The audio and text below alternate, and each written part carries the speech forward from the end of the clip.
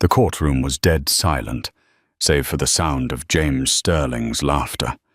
It was a cold, arrogant sound that bounced off the mahogany walls of the King County Superior Court. He looked at his wife Donna with pure contempt, convinced he had just pulled off the perfect crime. He thought his money, his high-priced lawyers, and his secret tampering had won him the war. He thought she was defeated, but he didn't know what she was holding in her hands. He didn't know that the silence wasn't fear. It was the calm before the storm. When the DNA results hit the screen, the laughter didn't just stop, it died. The air inside courtroom 4B of the Seattle Superior Courthouse was thick, smelling faintly of floor wax and old paper. Outside, the gray Washington rain hammered against the windows, a rhythmic drumming that seemed to count down the seconds to the end of Donna Sterling's life as she knew it. She sat at the defendant's table, her hands folded neatly in her lap. She wore a simple navy dress, one she had bought at a thrift store 3 years ago. It was a sharp contrast to the man sitting across the aisle. James Sterling looked like he owned the building. In many ways, men like him, wealthy, connected, powerful real estate developers, owned the whole city. He was wearing a bespoke charcoal suit from Savile Row, his watch a Patek Philippe that cost more than the house Donna grew up in. He leaned back in his leather chair, whispering something to his lead attorney, Arthur Vance. Vance was a shark in a pinstripe suit, a man known in legal circles as the Butcher, for how he carved up opposing parties. James glanced at Donna, and a smirk played on his lips. It wasn't a smile of relief. It was a smile of victory. "Mr. Vance, you may proceed." Judge Anthony Thorne said, his voice weary. He was a stern man with bushy grey eyebrows who had seen too many messy divorces, but even he seemed unsettled by the tension in the room today. Vance stood up, buttoning his jacket. "Thank you, Your Honor. We are here today to finalize the dissolution of marriage between my client, Mr. Sterling, and the defendant. But primarily, we are here to address the matter of custody and the fraudulent claims made by Ms. Sterling regarding the paternity of the child Leo." Donna felt a sharp kick in her chest at the mention of her son's name. Leo was 4 years old, a sweet boy with messy brown hair and a laugh that could light up a room. He was the only innocent thing in this entire war. "My client," Vance continued, pacing the floor, "has been the victim of a long-term deception. A deception calculated to extort millions of dollars in child support and alimony. We have already submitted evidence of Ms. Sterling's colorful past, but today we intend to put the final nail in the coffin." Vance turned to the gallery, playing to the handful of reporters James had tipped off. "Ms. Sterling claims that James is the father. She has played the role of the grieving, abandoned wife perfectly. But we all know that acting is a skill, not a virtue." James let out a short, sharp chuckle. It was loud enough to be heard by everyone. "Mr. Sterling," Judge Thorne warned, peering over his glasses. "Apologies, Your Honor," James said, though his eyes were dancing with amusement. "It's just, the audacity is funny." Donna remained frozen. She didn't look at James. She stared straight ahead at the blank projector screen set up to the side of the judge's bench. Her own lawyer, a young, earnest woman named Sarah Jenkins, placed a comforting hand on Donna's arm. Sarah's hand was trembling slightly. Donna's was not. "We have requested a court-mandated DNA test," Vance announced loudly, however knowing Miss Sterling's history of manipulation. "My client took the liberty of securing a private independent analysis from Gene Shore Labs, the most reputable forensic facility in the state, to compare against the court's findings. We wanted to be sure there were no clerical errors. It was a power move. James was signaling that he didn't trust the system, so he bought his own truth. "And?" Judge Thorne asked. Vance smiled. "And, Your Honor, the results confirm exactly what we suspected. Mr. Sterling is not the biological father of Leo Sterling." The courtroom erupted in a low murmur. Reporters scribbled furiously. James leaned his head back and laughed again, a full, throaty sound this time. He looked at Donna, his eyes gleaming with malice. "You really thought you could pin him on me, didn't you?" "Elle," James whispered loudly across the aisle. "You thought you could cash out." Donna turned her head slowly. For the first time all morning, she locked eyes with her husband. Her expression was unreadable. It wasn't the face of a woman caught in a lie. It was the face of a woman watching a man walk off a cliff he didn't know was there. "Are you finished, James?" she said softly. The room went quiet. "Ms. Sterling, address the bench," the judge snapped. Sarah Jenkins stood up. "Your Honor, if it pleases the court, we would like to present our own evidence. We believe the document Mr. Vance is holding is incomplete." James rolled his eyes. "Desperate," he muttered. "She's desperate." "Proceed," the judge said, checking his watch. Sarah nodded to the bailiff, who dimmed the lights.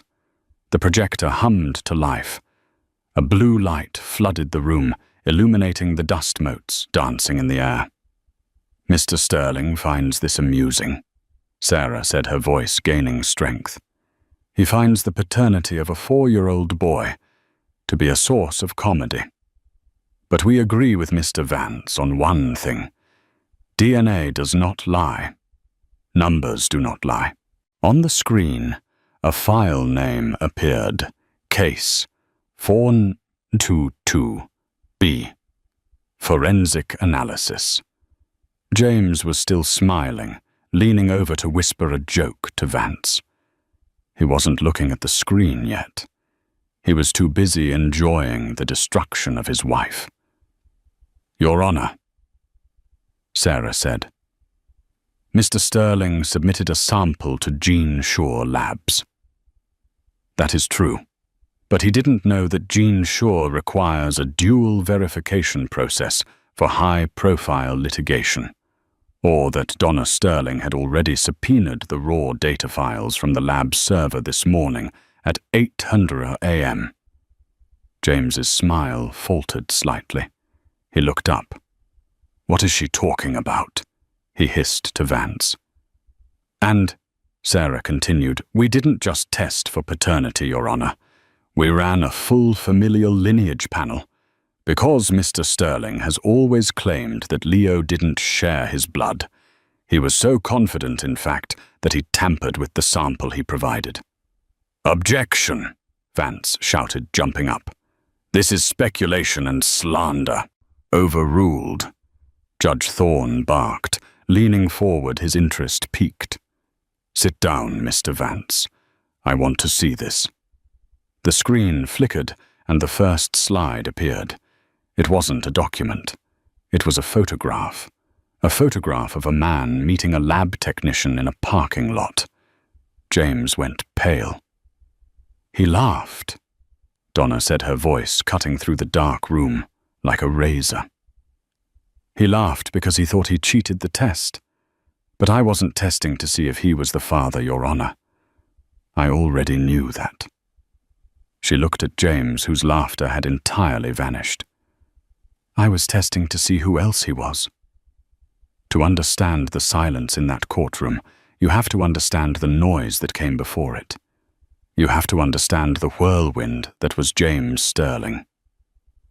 7 years ago, Donna was 24, working as a junior interior designer at Harrison & Co., a boutique firm in downtown Seattle. She was talented, quiet, and invisible. She liked it that way. She had grown up in foster care, bouncing between homes in Everett and Tacoma, never having a space that was truly hers. Designing rooms for other people gave her a sense of control, a way to create the stability she never had. She met James at a charity gala at the Seattle Art Museum. She wasn't supposed to be there. She was only there to ensure the lighting fixtures her firm had installed were working correctly. She was standing in the shadows of a marble pillar, adjusting a dimmer switch on her iPad, when a voice startled her. "You're making everyone look better than they actually are," the voice said. She turned to see a man in a tuxedo holding 2 flutes of champagne. He was devastatingly handsome, tall with sandy blonde hair, and eyes that were a piercing icy blue. He had the kind of confidence that felt like a physical force. "Lighting is everything," Donna stammered. "I agree," he said, handing her a glass. "I'm James, and you are the most interesting person in this room, mostly because you're the only one actually working." That was how it started. A compliment, a drink, a conversation that lasted until the museum closed. James swept her off her feet with the efficiency of a corporate merger. He was 32, the CEO of Sterling Horizons, a development firm reshaping the skyline of the Pacific Northwest. He was everything Donna wasn't. Loud, brash, fearless.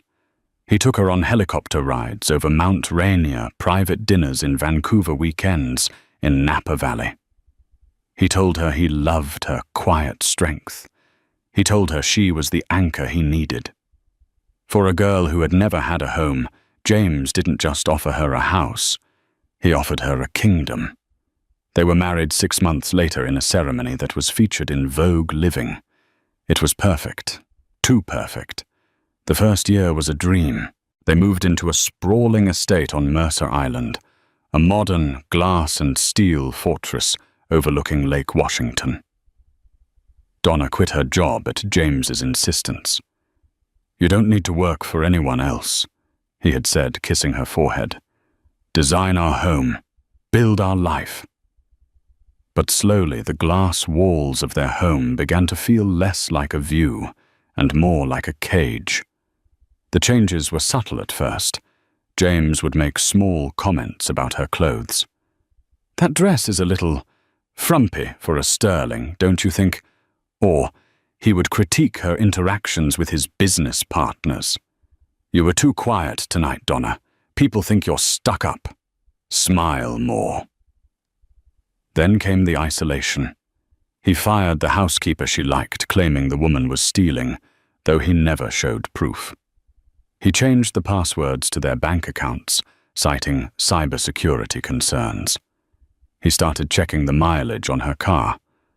"I just worry about you," he would say, hugging her tight, too tight. "You're so naive, Donna. The world eats people like you alive. I'm the only one who can protect you." By the time she got pregnant with Leo 3 years into the marriage, Donna felt like a ghost in her own life. She walked on eggshells, terrifyingly aware that James's mood could shift from charming to cruel in a heartbeat.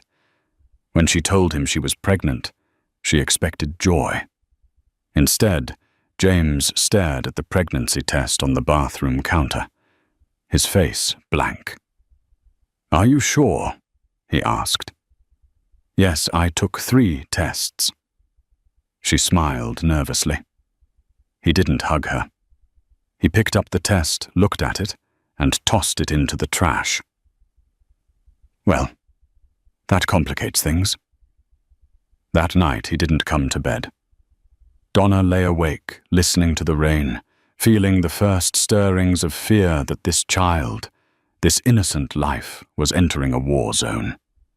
She promised herself then and there, "I will protect him, no matter what." She didn't know yet that the man sleeping in the guest room was already plotting how to get rid of them both. Leo was born on a stormy Tuesday in November. He was perfect. 10 fingers, 10 toes, and James's eyes. James played the part of the doting father for the cameras.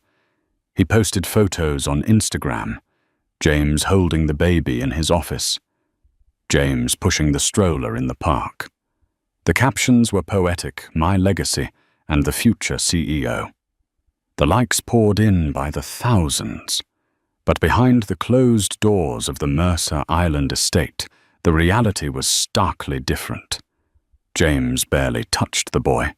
If Leo cried, James would turn up the volume on the television or leave the room. "Can't you shut him up?" James would snap at Donna. "I have a conference call with investors in Tokyo. I can't have him screaming like a banshee." "He's a baby, James," Donna would whisper, rocking Leo. "He's a nuisance," James muttered one night, grabbing his keys. "I'm going to the condo in the city. I need sleep." He started spending more and more time at his city condo, a penthouse in downtown Seattle near Pike Place Market. He claimed it was for work. Donna knew better, but she didn't have the energy to fight. She was exhausted managing a newborn and a household with no help, as James had fired the nanny, claiming she was incompetent. The turning point came when Leo was 2. Donna was organizing James's home office. He was away on a business trip to Dubai, or so he said. While dusting the bookshelf, she knocked over a heavy leather-bound ledger. It fell open, and a loose envelope slid out. It was a receipt, not for business expenses, but from a private medical clinic in Switzerland. The date was from 4 years ago, 6 months before they were married.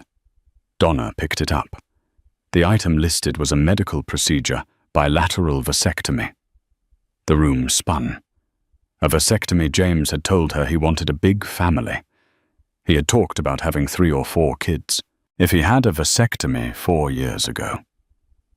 She looked at the date again. It was definitely before she got pregnant with Leo. A cold dread washed over her. If James had a vasectomy, then he believed he couldn't have children, which meant he believed Leo wasn't his. But that was impossible. Donna had never been with anyone else. She had been faithful to a fault, even when James was cold, even when she suspected he wasn't. Her mind raced. Vasectomies can fail, she thought. It happens. It's rare, but it happens. But why hadn't he told her? Why did he let her believe they were trying for a baby naturally? Suddenly, the last 2 years made sense. His coldness toward the pregnancy, his distance from Leo, his constant comments about how Leo didn't have the sterling chin or how he was too emotional like his mother. James didn't think Leo was his son. He thought Donna had cheated on him. And instead of confronting her, he was waiting. He was building a case. Donna scrambled to the computer. She tried to log in, but the password had been changed again. She went to the filing cabinet. Locked. She realized then that she wasn't just a wife in a bad marriage. She was a target. James was likely gathering evidence of her infidelity. Infidelity that didn't exist, so he could divorce her claim fraud and leave her with nothing. No alimony, no child support. She heard the front door open downstairs. James was home early. Donna shoved the receipt back into the ledger and placed it on the shelf. Her heart was hammering against her ribs like a trapped bird. She rushed into the hallway, just as James ascended the stairs. "Donna," he asked, narrowing his eyes. "What are you doing in my office?" I was just cleaning," she lied, her voice trembling. "I was looking for the vacuum." James stared at her for a long, uncomfortable moment. Then a slow, predatory smile spread across his face. "You look guilty, Elle," he said softly, stepping closer. "What have you been up to?" He reached out and tucked a strand of hair behind her ear. His fingers were cold. "You know," he whispered, leaning in close. "I always find out the truth eventually. Always." That night, Donna didn't sleep. She lay in bed, staring at the ceiling, realizing that her husband was a stranger. And if she wanted to save herself and her son, she couldn't just be the quiet, submissive wife anymore. She had to become someone else. She had to become a fighter. The next day, she took a pair of scissors, cut a lock of Leo's hair, and put it in a Ziploc bag.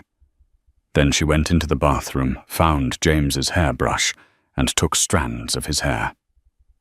She was going to find out the truth. But she had no idea that the truth was far darker than a simple medical failure.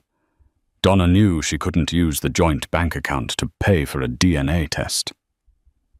James watched every penny like a hawk, and a charge to Gene Sure Labs would appear on his phone notification instantly. She had to be smarter than that. For 2 weeks, she skimmed cash from the grocery budget.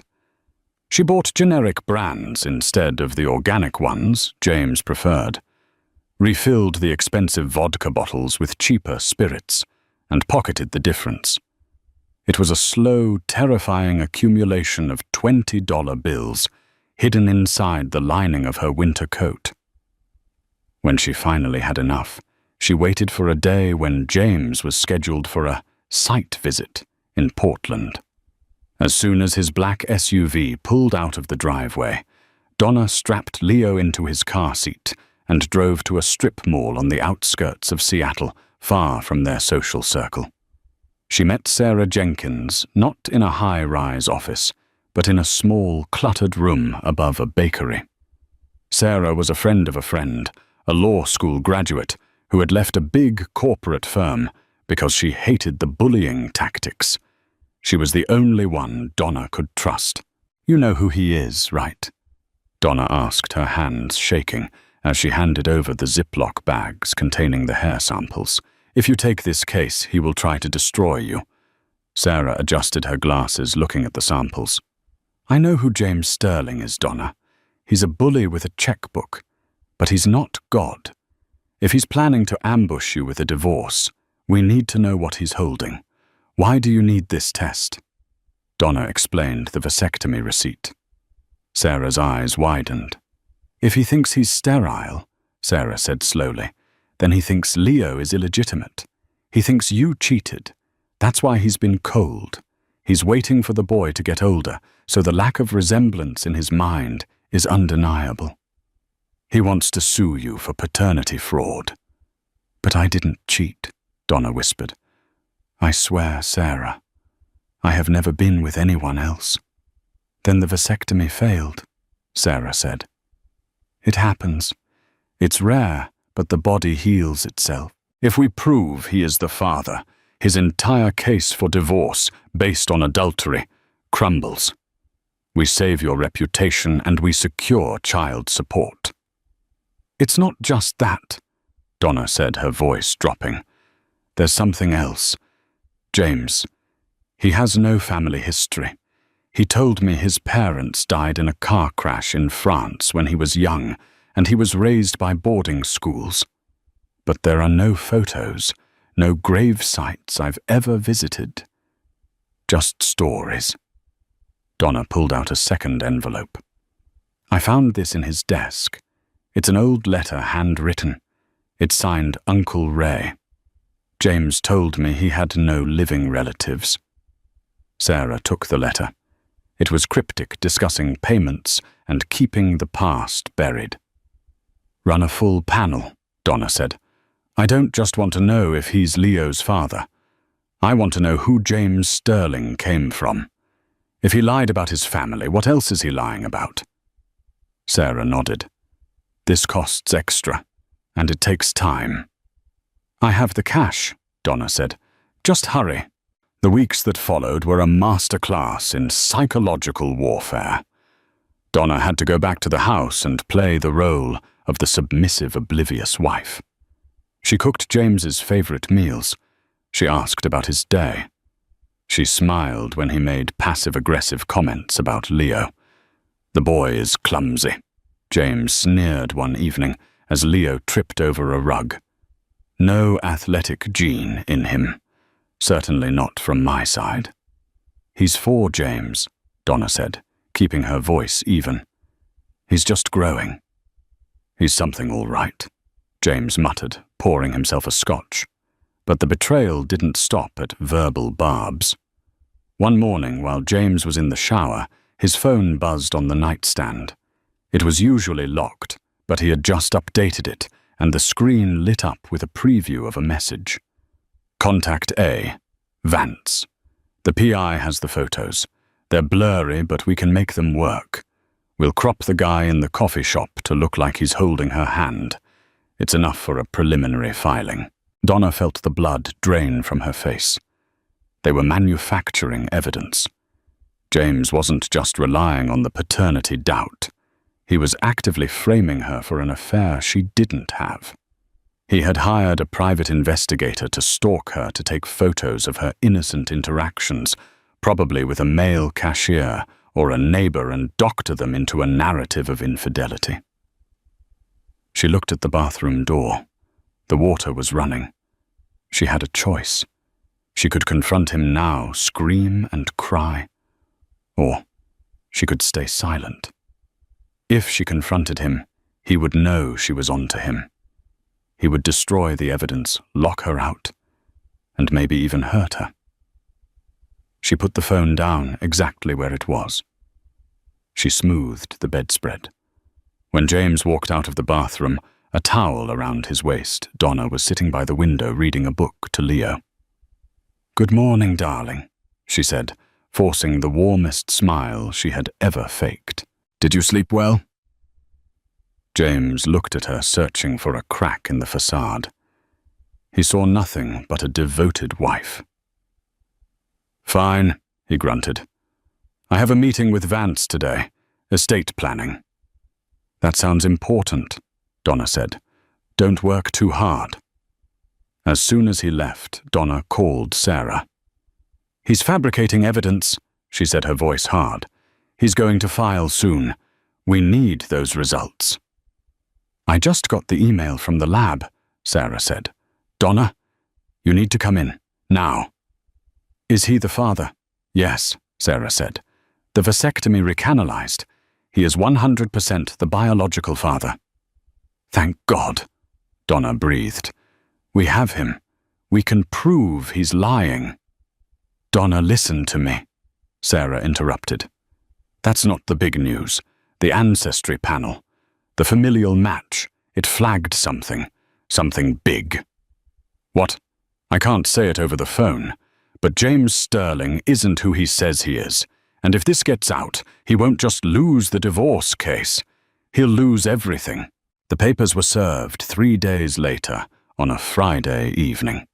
It was a tactical decision. James knew the courts were closed on the weekend, leaving Donna 48 hours to panic without legal recourse. A stranger in a trench coat knocked on the door while Donna was making dinner. "Donna Sterling, yes, you've been served." He handed her a thick manila envelope and walked away. Donna didn't even open it. She knew what was inside. Dissolution of marriage, petition for sole custody, motion to vacate premises. She turned around to see James standing in the kitchen doorway, leaning against the frame, eating an apple. He looked calm, happy even. "It's over, Elle," he said, taking a bite. "I know about your boyfriend." Donna stared at him. The audacity was breathtaking. "My boyfriend, the guy at the coffee shop, the one you meet on Tuesdays." James lied smoothly. "I have photos. I have logs. You've been playing me for a fool." He walked over to the counter and tossed a glossy brochure on it. "I've booked you a suite at the extended stay near the airport. Paid for a week. After that, you're on your own. You have 1 hour to pack your bags. Leo stays here." Donna's heart stopped. "You are not keeping my son." "He's not your son anymore," James said coldly. "The courts will see to that. An adulterous, unemployed woman with no fixed address, and wait until they see the DNA test I'm going to order.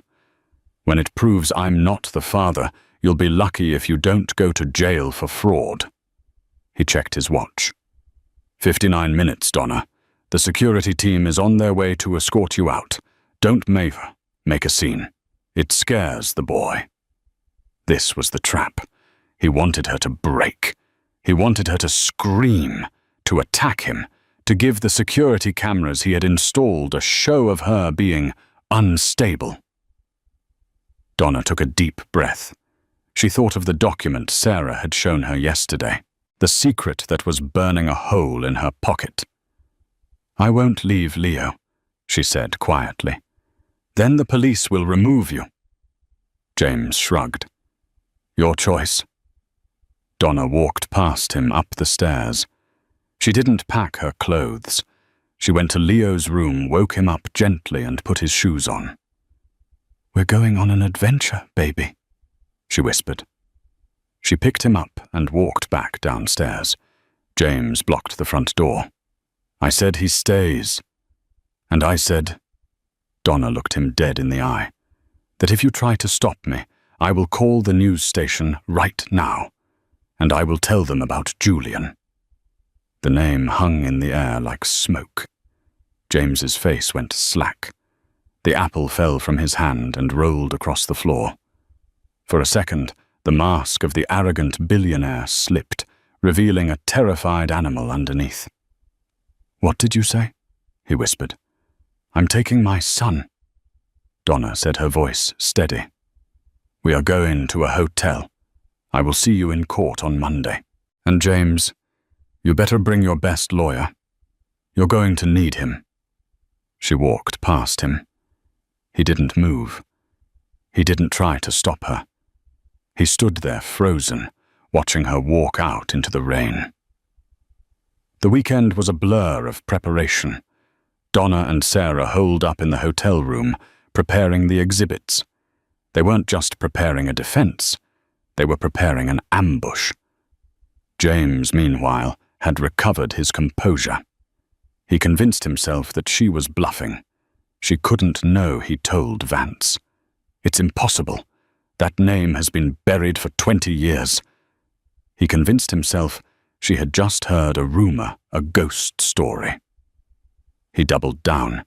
He leaked the story of the divorce to the press, painting Donna as a gold digger who had cuckolded one of Seattle's most beloved philanthropists. By Monday morning, the courthouse was a circus. Reporters crowded the steps. Flashbulbs went off in Donna's face as she walked in holding Sarah's arm. "Donna, is it true the child isn't his? Did you marry him for the money?" "No comment," Sarah said, pushing through the crowd. Inside courtroom 4B, the atmosphere was electric. James was already there, looking refreshed and confident, joking with Vance. He had convinced himself again that he was untouchable. He had the money, the fake photos, and the tampering of the DNA test he had submitted. But he didn't know that the trap he set for Donna had a back door. And he had walked right through it. "All rise," the bailiff called out. Judge Thorne took his seat. The gavel banged. "Case of Sterling versus Sterling," the judge announced. "Let's get this over with." Vance stood up and began his opening monologue, the one about the victim, James, and the deceitful Donna. He presented the photos, grainy, zoomed-in shots of Donna handing cash to a male cashier, framed to look like a secret rendezvous. "She is a liar, Your Honor," Vance boomed, "and the DNA will prove she conceived this child outside of the marriage." Donna sat silently, her hands clasped. She waited. She let them spin their web. She let James laugh his laugh. Then it was Sarah's turn. "Your Honor," Sarah said, standing up. "We have no objection to the photos. They show my client buying groceries. However, we do object to the plaintiff's characterization of the DNA evidence." Sarah walked to the center of the room. "Mr. Sterling claims he is not the father. He bases this on a vasectomy he had 7 years ago. He believes this makes him sterile. He is wrong. Our independent test confirms that James Sterling is in fact the biological father of Leo Sterling. The vasectomy failed. James frowned. This was a blow, but not a fatal one. He could spin it. He could say it was a miracle. He could say he was happy. However, Sarah continued, her voice turning icy. In the process of verifying paternity, we ran a standard lineage check to ensure no genetic anomalies. She turned to the projector. Mr. Sterling claims to be the only child of 2 deceased French expatriates. He claims to have no living family. The screen lit up. Exhibit C familial match. But the DNA database found a match, a 99% sibling match. James stood up. Objection. This is irrelevant. Sit down, Judge Thorne roared.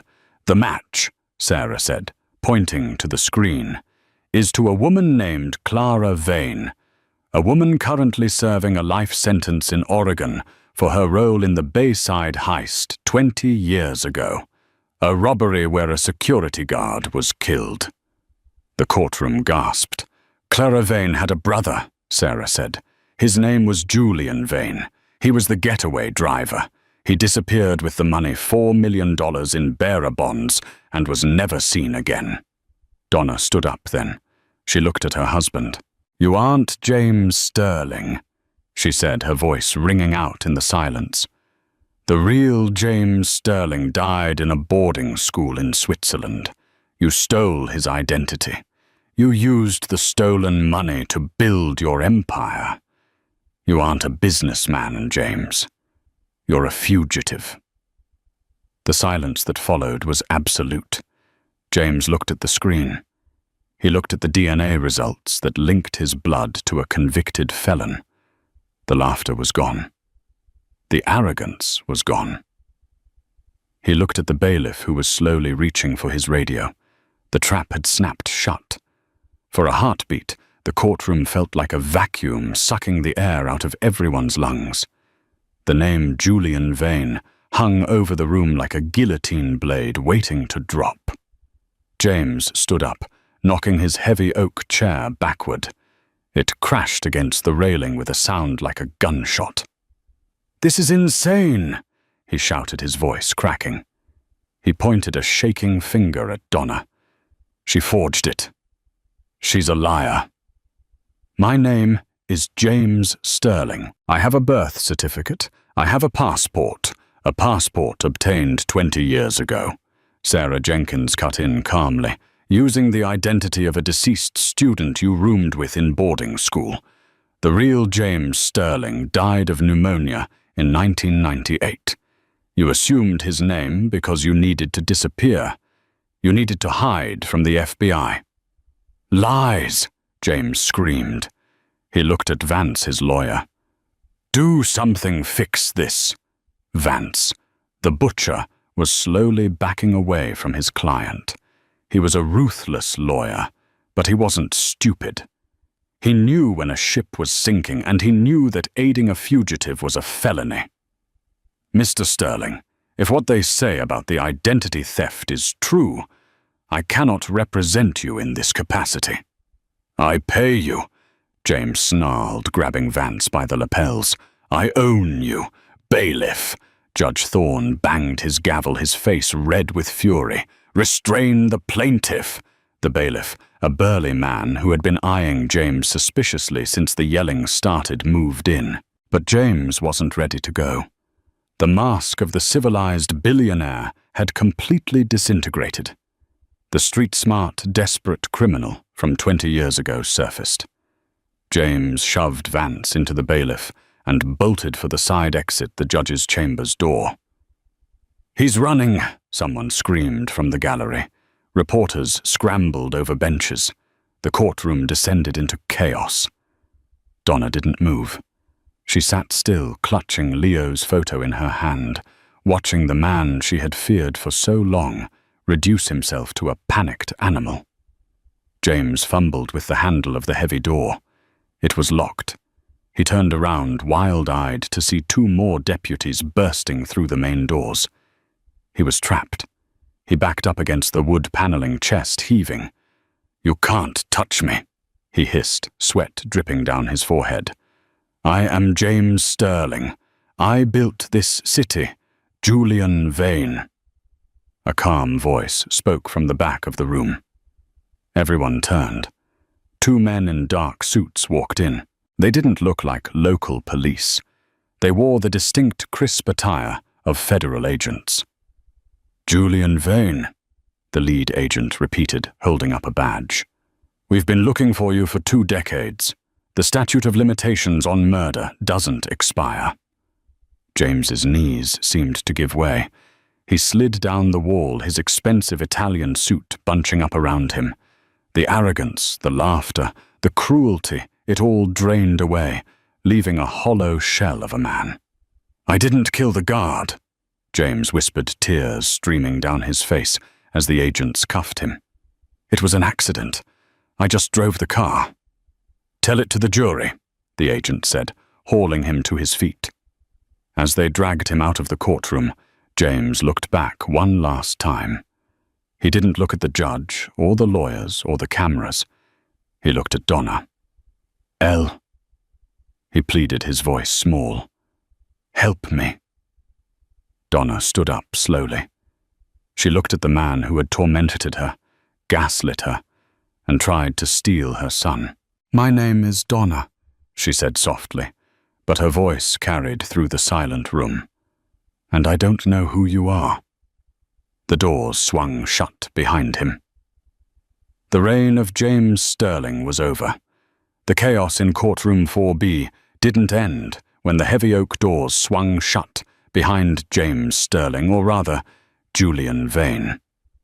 If anything, that was the moment the real storm began, a chaotic whirlwind of bureaucracy, media frenzy, and the shattering of a carefully constructed reality. Donna stood in the center of the courtroom, an island of calm amidst the rising tide of noise. Reporters were shouting questions over the heads of bailiffs. "Miss Sterling, did you know? Was the marriage a sham? Where is the money?" Judge Thorne was banging his gavel, a futile wooden rhythm against the roar of the gallery, eventually ordering the courtroom cleared. But Donna didn't hear the noise. She was watching the empty space where her husband had stood just moments before. The air still felt charged with his panic, the frantic energy of a man who had been running for 20 years, only to hit a brick wall. Sarah Jenkins was the first to break through Donna's daze. She placed a firm hand on Donna's shoulder, her grip grounding. "Donna," Sarah said, her voice sharp but kind. "We need to move. Now. The feds are going to want to talk to you, and the press is going to be camped out on your lawn within the hour. We need to get to Leo." The mention of her son's name snapped Donna back to the present. "Leo. He's at the hotel with my friend Maggie." Donna said, her voice trembling slightly as the adrenaline began to fade, replaced by a deep, bone-weary exhaustion. "I need to get to him." "We will," Sarah promised, "but first we have to navigate this." The investigation. The next 48 hours were a blur of fluorescent lights and coffee that tasted like burnt plastic. Donna spent hours in a sterile interview room at the FBI field office in downtown Seattle. She wasn't under arrest. She was a witness, a victim, and the key to unlocking a 20-year-old mystery. But it felt like an interrogation. Agent Miller. The man who had arrested James sat across from her. He was kinder than she expected, but thorough. "We need to know everything, Mrs. Sterling.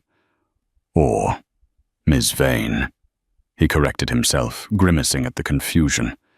"We need to know about the accounts, the safe deposit boxes. Did he ever mention a storage unit in Portland, a cabin in the Cascades?"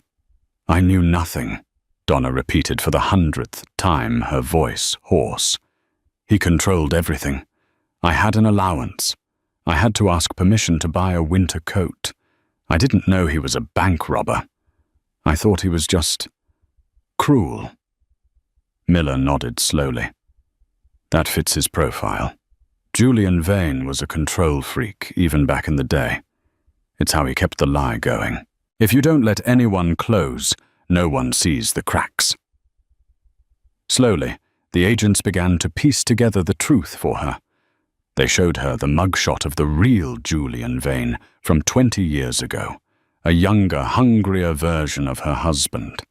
They explained how he had used the chaos of the Bayside heist to vanish, how he had bought the identity of a dead boy in Switzerland on the black market, and how he had washed the stolen bearer bonds through shell companies in the Cayman Islands to build Sterling Horizons.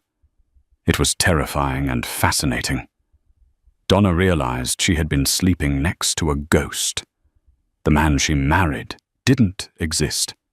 His tastes, his stories about his parents in France, his childhood in boarding schools, it was all a fiction created to cover the tracks of a fugitive.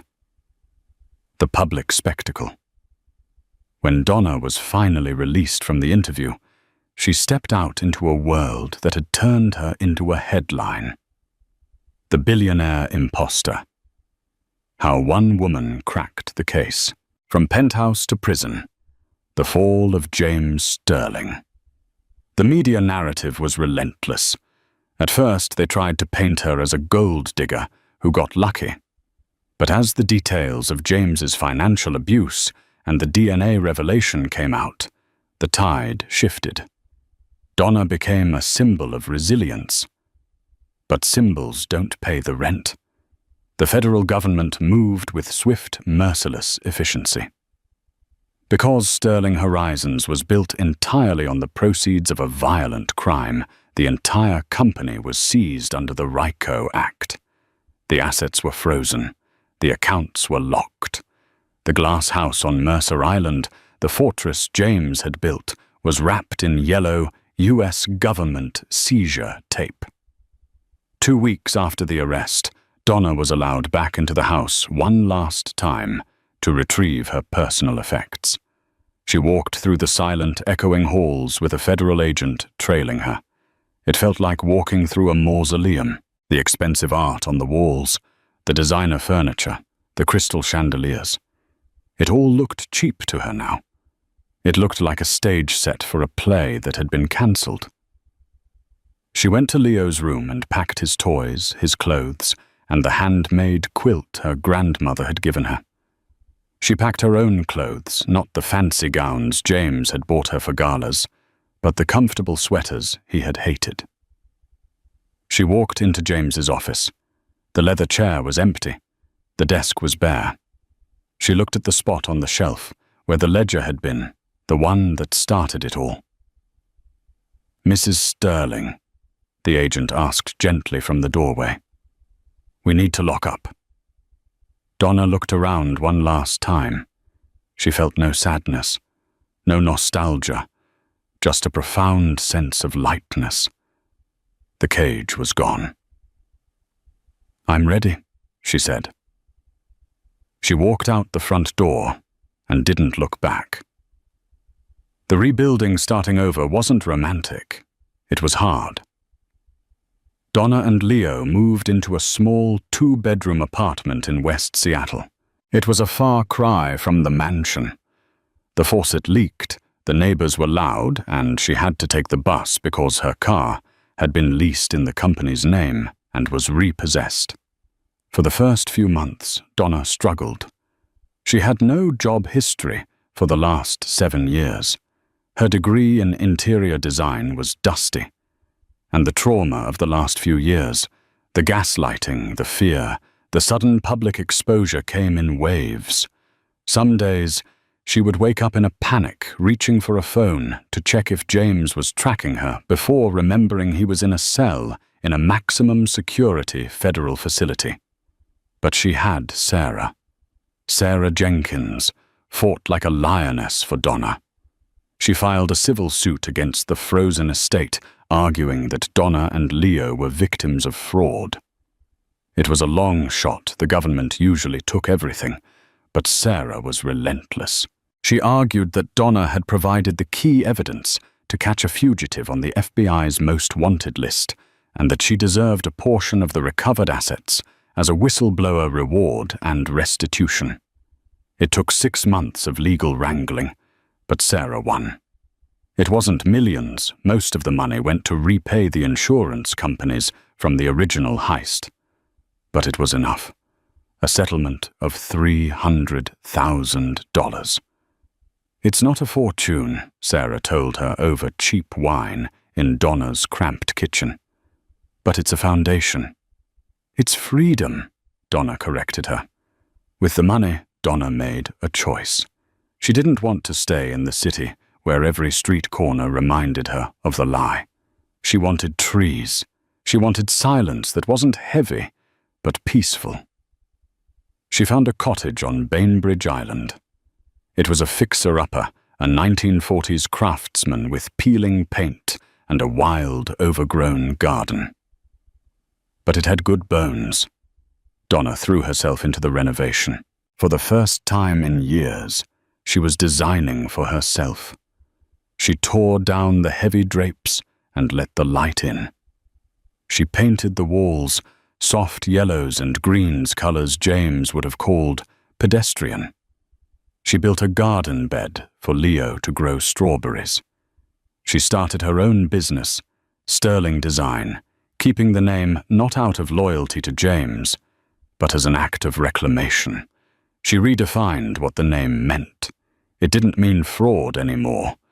It meant resilience. She specialized in helping other women transition their spaces after divorce or trauma, creating sanctuaries out of chaos. The verdict.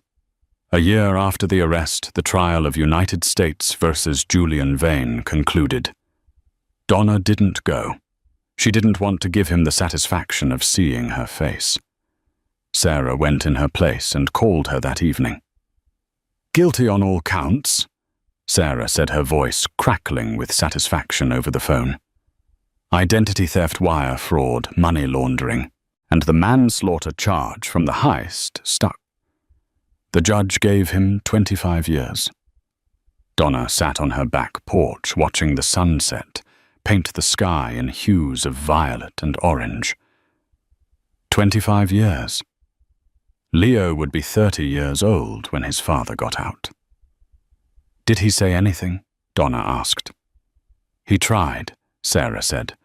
Before sentencing, he gave a speech about how he was a victim of circumstance, how he had built a legitimate business. He tried to charm the judge, but it didn't work. The judge called him a parasite who fed on the trust of others. "Good," Donna whispered. "He asked about you," Sarah added softly. "He asked if you were happy." Donna looked out at the yard.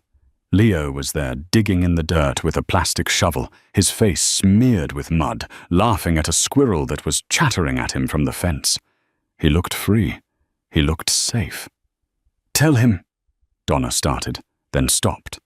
She realized she didn't owe him an answer. She didn't owe him anything. "Don't tell him anything, Sarah. He doesn't get to know." The new beginning. Life moved on. The reporters eventually stopped calling.